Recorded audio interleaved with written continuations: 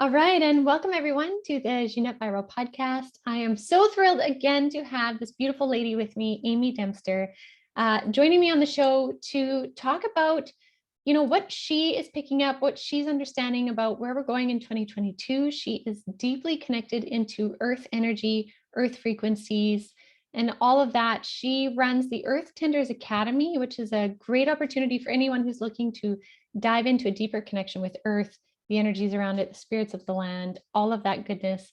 Check that out. There will be links at the bottom. But all of that being said, welcome to the show. Thank you. Thank you for having me back. I'm so excited to chat further today. Yes, because last time we just touched on topics of Lemuria and we just kind of got into that good stuff. And so I'm so excited that now we can dive into that again or further today. Yes. But I want to start with something that I saw of yours this morning, which echoed what I got from Spirit. And so we haven't even talked about this yet, but you did this beautiful post that you have been over the holidays. You kind of were normally you're a very active dreamer, right? Very active. Yep. You get messages in your dreams, insights, but it was kind of empty or non-existent for a while. Yes, been very quiet lately. Yeah. But then you said you had this dream all of a sudden, and in that was the understanding that there are no answers, just next steps in the mystery being revealed. Yes. Which I thought was so beautiful, because when I was talking with Spirit this morning, I was asking them kind of questions of, all kinds of different things. And they said to me very clearly, facing the unknown is the only choice right now. Yeah. Do not face it in fear. Know you're safe, but facing the unknown and the way they were showing it to me is it's just a next step, and you don't always need to know the answers. And it was so amazing that then I, log on to Instagram and then I see your post and you're like, there are no answers, just next steps in the mystery. And I was like, oh, that is divine. Wow, that's awesome. So clearly the message is coming through into the collective right now, because it was very much like it was just being whispered in my ear as I was waking up, this very specific message. And I thought the same thing. I'm like, how beautiful that we don't have to look for answers. And what if there aren't any answers? And what if we're just making the answers up as we go along and we're just figuring it out? And, to just feel like we're just waiting for the next bit of mystery to be revealed to us is, I think, kind of, almost the fun of it all. And life on Earth or life wherever in the cosmos. And I think that's what I shared as well, is that, what if even that's what death is just like the next bit of mystery being revealed to us. And I think it just lets us look at things from a different perspective, which I thought was really beautiful. Yeah, absolutely. And, speaking of death first, and then we're going to get into Lemurian and stuff. But speaking of death, I had gotten an insight right around the solstice, December 21st-ish time, that there was going to be a lot more death coming in 2022. And we would see that. And I don't know about you, but I have been noticing that there have been a lot of exits happening in the last week and a half, since January 1st, tons of exits. Have you been noticing that in your world, your sphere too? Yeah, I noticed a big wave at the end of the summer. August in particular seemed like a lot of exits. There's always seems to be a flurry of celebrity exits, I guess you could say, right at the end of the year. But I think that's also, you can kind of almost gauge, percentage of celebrity deaths as a percentage of overall, right? It's just, these are the ones that are called to our attention, and shared and talked about in the media and whatnot.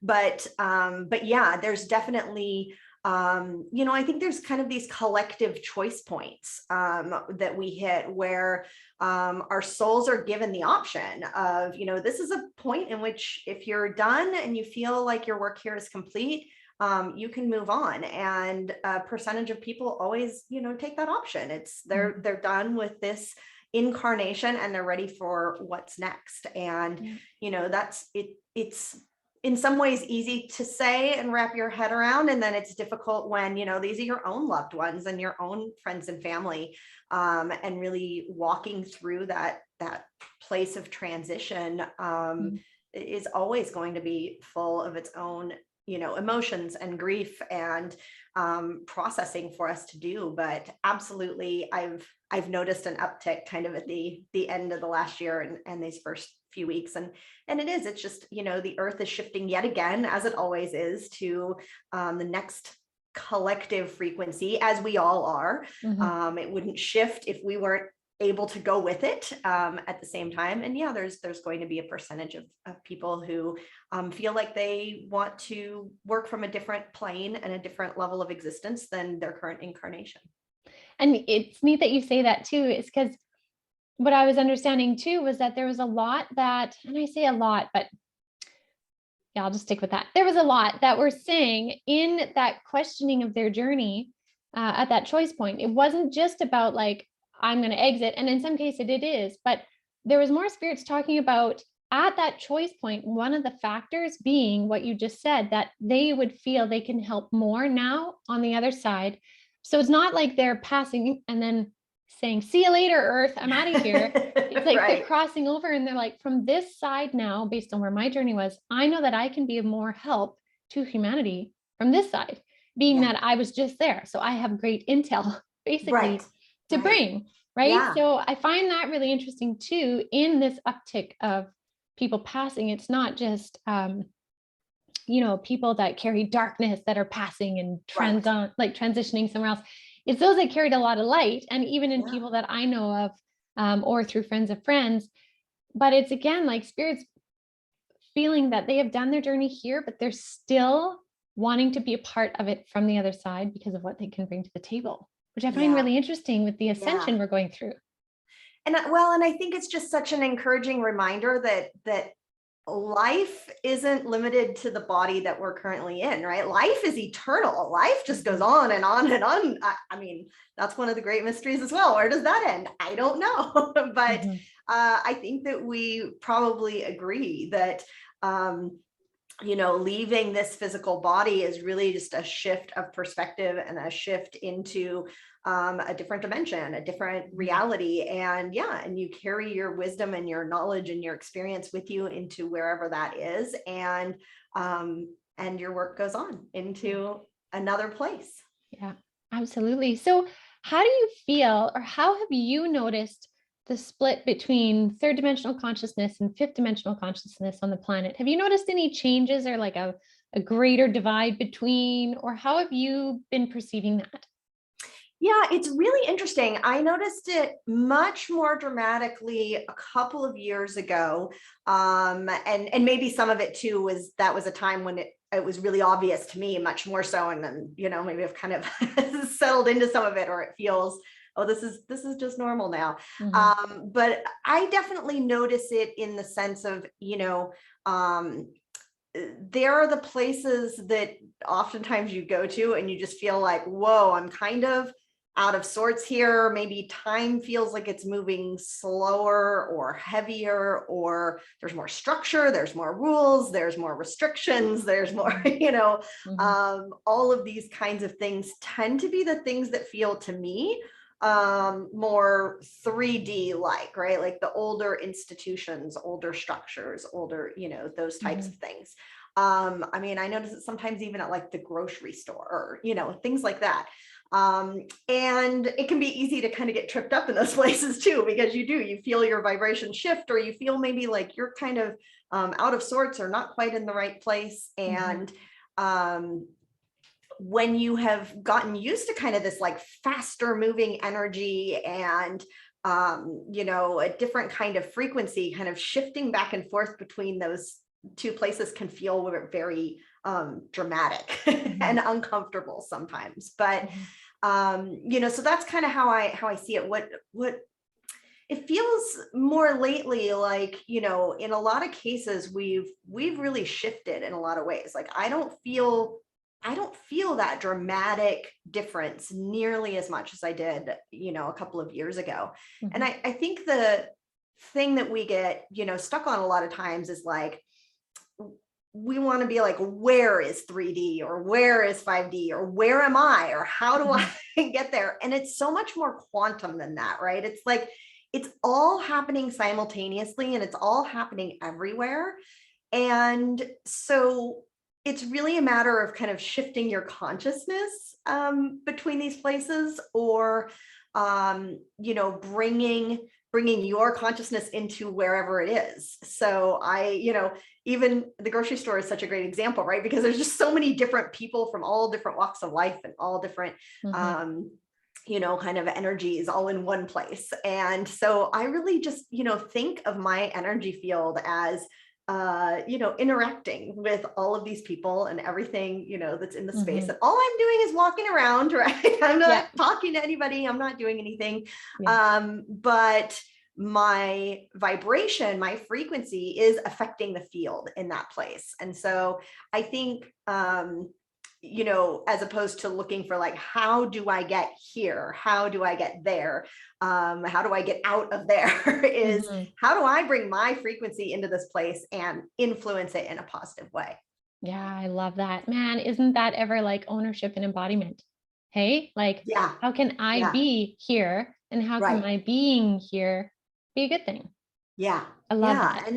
And it's all, like I say, it's all happening everywhere. It's all overlapping. And so I think sometimes we feel like, well, so long as I see all of these things happening that I just, for instance, don't like, then that must mean we're still in 3D, right? Like we're not there yet, but it's all layered on top of each other. So just because you can see it doesn't mean that you're in it. And you kind of have to pick and choose sometimes, like where you want to put your energy. And my ear is ringing so loud. That's so funny. Mine just started like really popping. Distracting. Yeah. Oh, that's funny. Okay. Well, if you get any messages, the frequencies are coming in while we're talking about the frequencies. Yeah. Honestly, if you have anything that comes through from spirit while we're chatting, you just bring it through. Okay. I will. Coming back to what you were saying really quickly, one thing I've really been noticing, and I think it's just been a way my guides are trying to explain to me what I'm getting is it's like, you can be, how do I explain this? You can be in 3D, like you're saying, the grocery store, right? And it's really icky. Maybe it's a stormy night, it's freezing cold, it's dinner time, like all of those kind of things that pull you down. But you can consider being in that energy, either drowning in it or being in a raft, and it might be choppy waters, but you remember that you're in the raft. Right. So you're like, yeah, I'm in these waters. I'm in this grocery store at this time. It's cold, it's dark, it's whatever. But I'm on a raft. Yeah. I'm not drowning. I don't need to get out of the raft, right? Maybe I can bring people into my raft by like sending that person a little bit of love, like you said, right? Like exactly. How can your energy influence that situation? Absolutely. Yeah. And that's what I'm trying to think of the right visual for it, but I almost think of my energy field as being like this, field of sacred geometry that's like shifting and moving and opening and closing and interacting with, all of the energies that are around me. And so, we don't know how that might affect somebody to have had just that brief interaction as they, passed you in the aisle. But yeah, I try and work on really making sure I'm in a really good vibrational space before I go out into public, before I go interact with others, really in the hopes that it is affecting other people in a positive way. And if nothing else, it's not sucking me into a place I don't want to be in, unnecessarily. Yeah, exactly. And that so comes back from choice, right?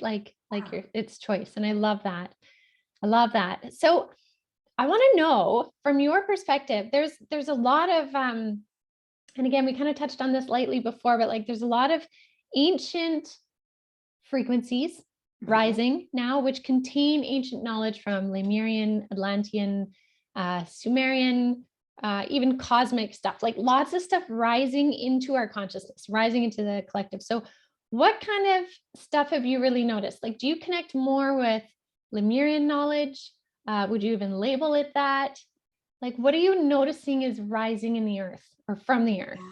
Yeah. I would say that I tend to connect more with Atlantean times, specifically, but it really just kind of depends also on what I'm working on, where I'm working, what the energies of a specific location are, because so much of my work, I'm tuning into the land itself. And so, I may tune into a place that has a really strong frequency of some other, timeline. But, what I'm really noticing is that we have this crystalline core of the earth that really has a lot of the codes and the wisdom programmed into it. It's a crystal. It holds knowledge, it holds memories.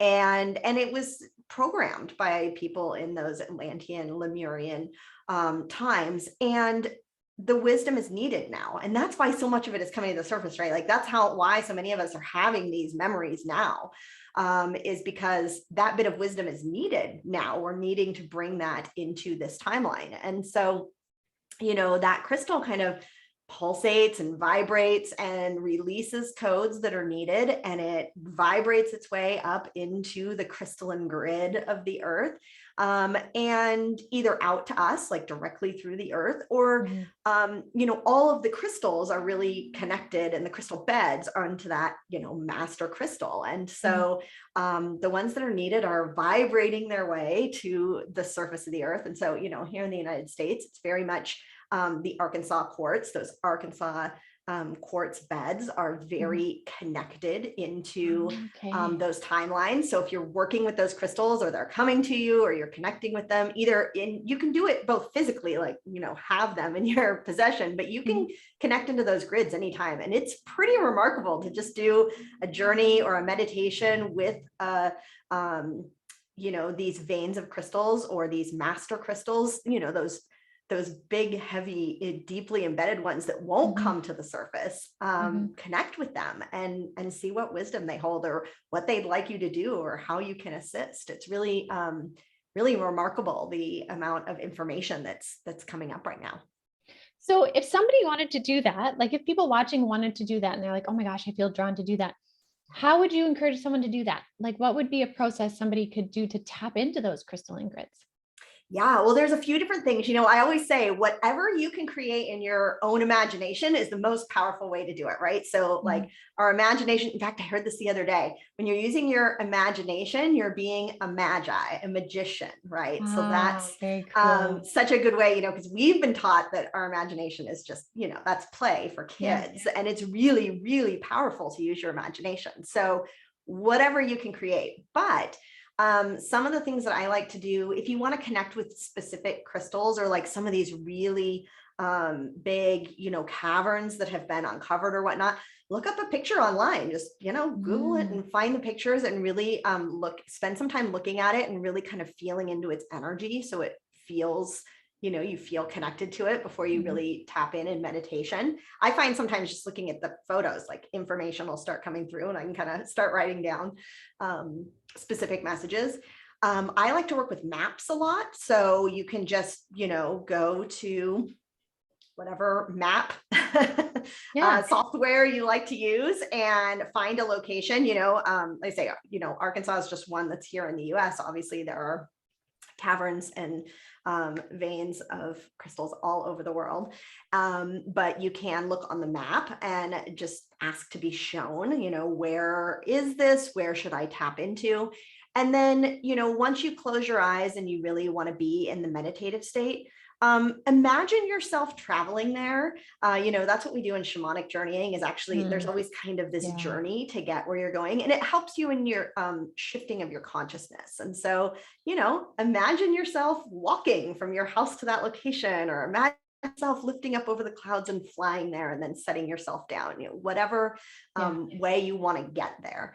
But then you can tap in, you can ask, like, is there a keeper of these crystals that would like to communicate with me? Is there a specific crystal whose consciousness would like to connect with me? Just kind of see where you're drawn, see what images come to you, or what feelings. We're not everybody is clairvoyant and can, see things really easily with their third eye. So, a lot of times it comes physically through your body. Where do you feel it, or what what feelings are you getting?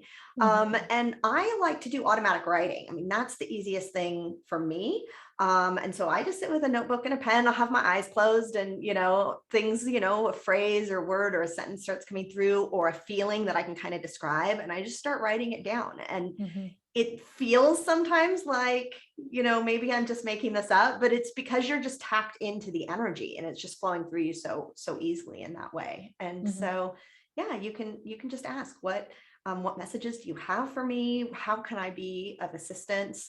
what connections are there for me back to this either Atlantean or Lemurian lifetime that is helpful for me to know right now. And those are all really good ways to connect. I'm making a note of that because I love that. I think that's so great. Two reasons. One being that we are limited right now in travel, right? And there's a lot of people just really itching to go somewhere and feeling like they need to be there to be able to either, find a different experience or connect with that place or whatever it may be. But the amount that we can connect, and you're so right, by using our imagination, by like any kind of connection with spirit, as you know, is not limited to time or space. We're not limited to being in the geography of a place to gain messages. That's how we can speak to spirits, right? Yeah. So the same would apply here. So I love your idea of using a picture. Yes. Of whatever that may be to tune into where it is you're wanting to go, because we are not limited. And that's such a great point. Yeah. And I mean, and same thing, you could tune into all those different timelines. So you could even say, take me to the timeline where I worked with these crystals and, had the knowledge and let it unlock and come to me now. And, don't put too much pressure on it all coming through in that moment, in that meditation. Because I find that once you've kind of unlocked the door, then things will come in other ways. Or even like you said, you open Instagram and there's a confirmation, of a message that you received, or it'll come through in different ways. You'll come across a book or a documentary or something that's like, oh, that's connected to what I already saw in my meditation. And so really just letting, again, it's this quantum effect of information from all times and all spaces being available and kind of flowing back and forth from us to those timelines and from those timelines to us. Absolutely. I love that. Now, here's a question for you. When you're working with crystals, like say actually like holding a crystal in your hand, right? Do you find sometimes your crystals feel like they're not activated, and then you could have one and it's really pretty and it's sitting there, and then 6 months later, all of a sudden you grab it one day and it's like, boom, it's turned on? You find that? Yes. Yeah, absolutely. All kinds of different things with crystals. And, some of it is, and I don't have one right here in front of me, but that one's beautiful that you have. But there's a variety of different things. I mean, part of it is I like to, when I receive them, really clear them back to what you might call 0 point, right? Like the beginning of the beginning of the beginning, just because they've been handled so many times. They maybe sat in a crystal shop, they went in the mail, who knows, somebody had them before you did. And just wanting to clear as much of the information out. But some of them need some rest when they get to you. And so they're going to be quiet for a while. Or they're doing another job, they're working on other things, they're connecting with your other crystals and they're doing work and they're not ready to work with you yet. Like there's all kinds of reasons that that you may not feel that instant connection, but then it comes through later. Or you just, you're not ready to work with it yet. It's not needed. You're going to do something or learn something 6 months from now that you're like, oh, that's what that crystal's for. That's, I had one, actually it's behind, I don't know. See the amethyst tower back there? Oh yeah.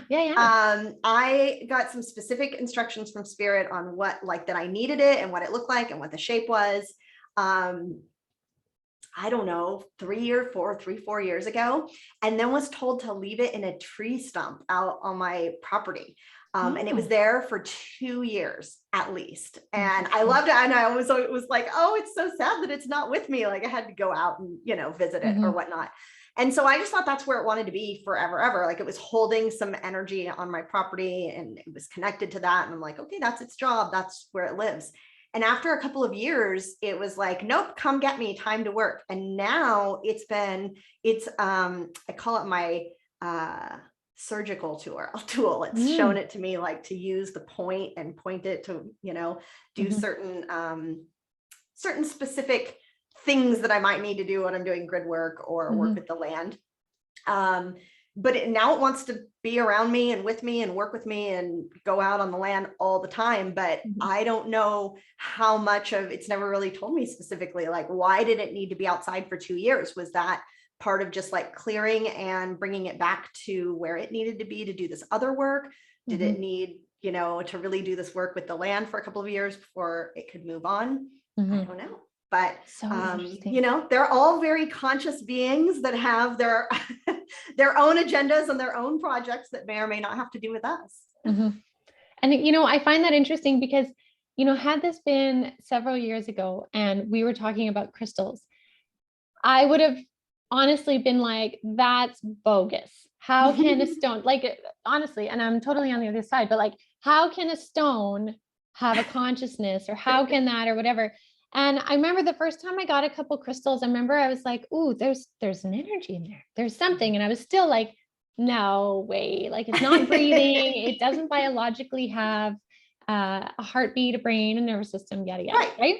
Right. But the amount of times that I have now had experiences with, like you said, sometimes you need to get it for a reason and the time is now to get it, but the time to use it isn't. The amount of times I have had a stone activate with such a powerful energy, there's no way I could deny it. It's like after, seeing spirits for the first couple of times, you're like, oh my gosh, I must be crazy. But then once you're like, oh no, that's Joe, he's my spirit guide. I see him all the time. Yeah. And it becomes normal. And so I find it really interesting now that the use of crystals isn't just for shaman or medicine men or women or priestesses or something. Like crystal knowledge is starting to filter into everybody, right? Like people are drawn to them. And sometimes people don't even know why they're drawn to it. Maybe they don't understand the whole value of what it can do. But if people are willing to notice the energy of crystals when they turn on, when they feel drawn, why they say want to wear it near their heart,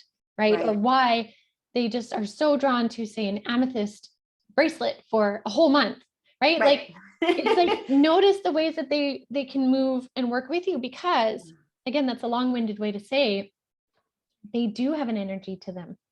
Absolutely. Right. And they're very quantum. So they are working in all timelines and all whatever. So you think they're just sitting there on your shelf. And meanwhile, they're, out in multiple dimensions doing all kinds of work. Yeah. It's so interesting. So interesting. Now, would you say stones have similar principles to crystals? Like if something looks more, many ways, like let's say here's a serpentine stone, just for people to have reference, versus a Lemurian quartz. Yeah. Would you say one and the same?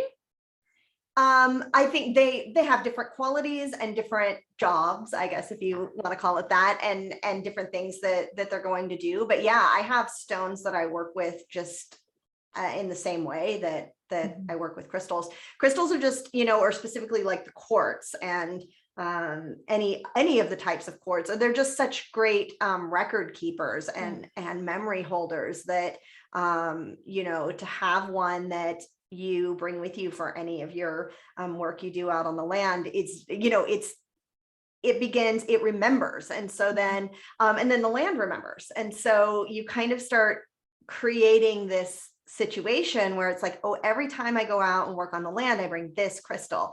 And after a while, it's like you're just walking in from the parking lot and everybody's lighting up because they're just like, oh, here comes the lady with the crystal. So we know what's going to happen, there's going to be a whole thing and we're all going to participate. And so, so the crystals, are really good about that. But yeah, all of the stones, everything has a wisdom and a purpose and a history and, knowledge to share with us. Yeah. Well, that's good to know, because I've always felt that too. Like it's whatever you're drawn to and you're drawn to it for a reason, right? Like I did a post the other day of putting a crystal on your third eye to help amplify your third eye. And someone had asked like, which one should I use? And it was like, which do you want? What are you drawn to? Like, just because I like this one doesn't mean you have to like this one. So, I like that. It's interesting that you're feeling the same. That's cool. Yeah, absolutely. That's really cool. So what would you say when you've been tuning into the land the last little bit, have you gained any insights about the differences the land wishes to share between 2021 and 2022? And I mean, how do I express this? Okay, so 2021, we saw a lot of natural disaster things, and maybe I'm a little biased because here in BC, we had fires, then we had floods, we've had atmospheric rivers, we have another one starting this afternoon. It's been crazy, and I know it's been crazy everywhere, right? So the earth seemed to be talking a lot, but What have you gained from your understandings with Earth and the spirits of Earth? Yeah, well, it's really interesting because on the one hand, what I'm noticing is that a lot of the work that I'm doing is getting easier and easier. And, in the past, it was a lot more kind of peeling back layers and asking a lot of questions and figuring, what happened here? What's damage that needs assistance, all of these different things. And, over the past 6 months for sure, it's really been shifted into just show up and anchor your frequency in and everything will snap back into alignment, right? So it's like, we don't need the stories. It's fun for us to be like, oh, there was a battle here in 1841, right? Like that's amusing for our brains to tap into that and know that. But from the perspective of the earth, like a lot of these old stories are just gone or falling away or not necessary. And, the earth knows, the land knows kind of what that natural alignment is. And sometimes it's almost like it's just, like a reminder or like a, like a reboot to your computer. And a lot of times I'm asked to tone, just again, which is a frequency thing. And that's been really for the last few years, but Spirit's been kind of pounding on me about over and over. It's just vibration and frequency. Like everything we're doing is just vibration and frequency. And so when you show up and you energetically anchor your energy and you tone or share, a frequency, it's like everything in the vicinity kind of goes, oh, that's what's supposed to be happening here. And it just pops back, right back where it needs to be. Yeah. So in that regard, it feels like things are getting easier and easier. And that, and I think it's happening for people too. I've noticed it for myself over the past few years where like a lot of things at one point, kind of regularly were really coming to the surface, but it was like dreams of old things that I hadn't thought of or couldn't have remembered if you asked me, or all of this, but it's like they were coming up and I could just let them go. The stories I don't need to be attached to that timeline anymore. It has happened. It has played out to its conclusion and now it can be gone. And so the land isn't connected to holding on to an old story, right? Like it hasn't constructed a personality around what happened to it, in its childhood, right? It just can let it go and move on. And so the more that we're able to do those things as well, the more of this old junk just gets cleared out and goes away and, just doesn't need to be here anymore. And so, the earth is always just such a great mirror for us, and showing us that she is like us and vice versa. And has really just been removing and letting a lot of those things go.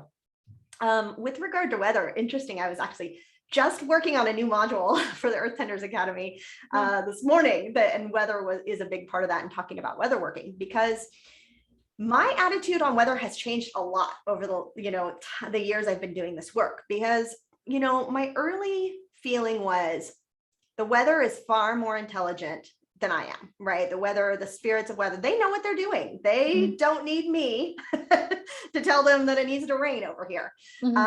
They've got it handled. And unfortunately, what I have, seen in my own experiences and come to learn and working with the land as the years have gone by, is that the weather manipulation is it's happening everywhere. And in many ways, it's happening with good general intentions, right? It's not that, perhaps, and this is, a rabbit hole that many people, you can go down on the internet if you really wanted to get into the weather modification. But even from a very basic, like, what has our government and many governments around the world done? Just because, there's a famine in this area and because there hasn't been rain in 10 years. And so how can we seed the clouds and make it rain so that crops will grow and we can feed people, right? Like that's an altruistic idea. But just with everything, it has unintended consequences. And so, one manipulation into another, layered on top of who knows what, even non-human beings or whatever else are all involved in, we kind of have a mess on our hands. Well, not kind of, we have a total mess on our hands. And what I find is that there are a lot of what I just call inorganic weather patterns. It's just not the natural weather pattern for a particular area. And so really, and if you go back and look at, you know, what a lot of indigenous tribes around the world did on a regular basis, and it was part of their, you know, cycles and ceremonies, was to work with the weather and, you know, call in the rain during the time that the rain needed to be there. And so there was always this balance, and there was always this partnership between the people and the land and the weather. And I think that that's really missing from our environment. And I think that those of us who are probably sitting on the sidelines trying to do the right thing have since realized that no, there's lots and lots of people working with the weather, and some people need to get involved and work with the weather on, you know, the basis of let's restore the natural and organic weather patterns. And so obviously you can go down all kinds of many different rabbit holes and topics and subjects and whatever, and how it's all related. But what I tend to do is just connect with the weather itself. And if there's something major that's happening, you know, a big wildfire, a hurricane, or whatever, like the first thing that I ask is just, is this an organic weather pattern? Is this for the highest and best good of the area? And the spirits will tell you, they'll let you know kind of what's going on. And a lot of these big fires, because I'm here in the West as well, you know, it's like all summer, every summer is just nonstop smoke. And, you know, I used to think, oh, well, it must have always been this way, right? Like fire is a normal forest, part of the forest ecosystem. There's always lightning strike fires, but they weren't, you know, they weren't as large. The fires weren't as large. They didn't burn as long. There was rain that would come in and put the fires out. So really working to just invite those natural and organic weather patterns to come back and function as they meant to be. And I'm always surprised at how quickly and easily it works without specifically asking for rain, or specifically asking for it to stop raining, or specifically, you know, just working with the organic weather patterns and asking if those be returned. That's so interesting. Yeah. And anybody can do that, like can connect into that. Yeah. I mean, I hope everybody will, right? Because if we're just coming in and saying, you know, whatever is for the highest and best good, you know, for this area, you know, please help restore the natural weather patterns, because, you know, weather is energy that needs to be expressed. We don't, you know, we don't want to stop that expression if it is an organic expression. And so, but we do want to communicate and, you know, let the spirits know, hey, if you could just shift this way, you wouldn't quite hit as many cities. Yeah, know? Right. Yeah. And then let them do what they, you know, what they need to do in their wisdom. Yeah.